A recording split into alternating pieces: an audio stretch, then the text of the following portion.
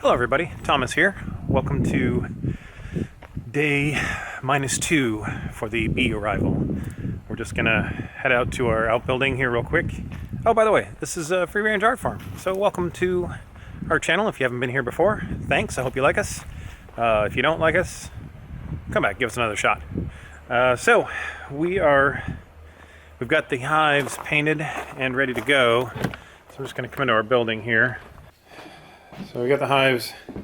We have one that we sort of did like a townhouse, so the bees have a little place to live. And this other one just has some neat little designs on it. So we're going to take the stand, one brood box, and then an empty deep that I'm going to use to hold the feeder while the bees are getting established. We still have to finish painting this super. This is the one brood box that we're doing. Strike that. Well, yeah, this one is the second brood box. And that super also needs to be finished being painted. So I'm going to collect these together, probably grab the tractor, maybe my little wagon, and we'll get the hives loaded up. Let me come back inside so you can't see me because it's dark. There we go. So we'll get the hives all loaded up and get them brought out to the apiary and get them set up. Yeah, that's it. So come on along for the journey.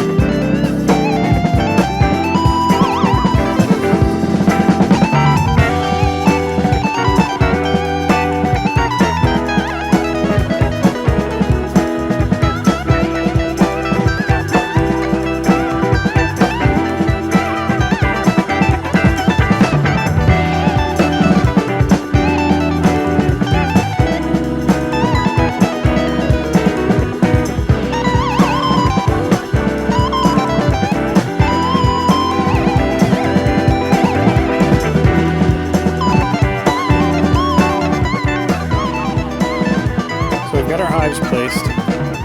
I had to do a little bit of modification. I added this little guy just in the short term because there's a slight difference from the flow hive boxes and lid to the Langstroth hive boxes that we bought. You can see there's a little bit of an overlap from the box that we bought. They're both the same width, pretty much, but this one's just a touch longer. So the flow hive lid didn't sit and telescope down onto this box. We only have this box here in the short term to put the feeder. So when we first install our bees here in a couple of days, I'm going to put a feeder in here and the bees can come up through this, get the sugar water and go back down. So that's the only reason this box is here for now. But eventually we're going to have it where bees can expand up into it, and the lid still needs to telescope down. So I made this in the right dimensions to fit the lid. So right now it's not painted. I think what I'm going to do, I may just leave it unpainted. I haven't decided. We really do need to paint it. So, and I've got one over on this side too. But what I'm going to do is I'm going to put the lids on and show you guys these hives ready to go. Hang on. Alright, there we go. The hives are all set up, just waiting for the bees. By the way, this apiary is also a pet cemetery. The previous owners of our house and the previous owners all buried their pets here and decided when we moved in to actually get grave markers or to show all their animals that passed away and are buried out here. So you can see there's, let's see, 1, 2, 3, 4, 5, 6, 7, 8. 8 animals are buried out here in our apiary. Here's the back of the hives. There's our house way off in the distance. This is the middle of a hay field. So they've got some water in these two dark areas, and then back by that tree line there's a creek. We're going to plant these trees. I should have had that done by now, but eventually those are going to grow. This is north, so those should grow to help block the sun, the wind. And then we've got these, we're in the early spring. Before the leaves come in, these guys should get a good amount of sunlight. They'll get the morning sun coming over this way, coming in to warm them up. But then by midday in summer, they should be under a decent bit of shade. I'm hoping that's what's best for the bees. If you have any thoughts or comments, please hit us up below. And we appreciate all your feedback. We are beginners. This is our first time ever with bees. So any advice you have is greatly appreciated. Thanks for checking in with us, and we'll catch you guys next time.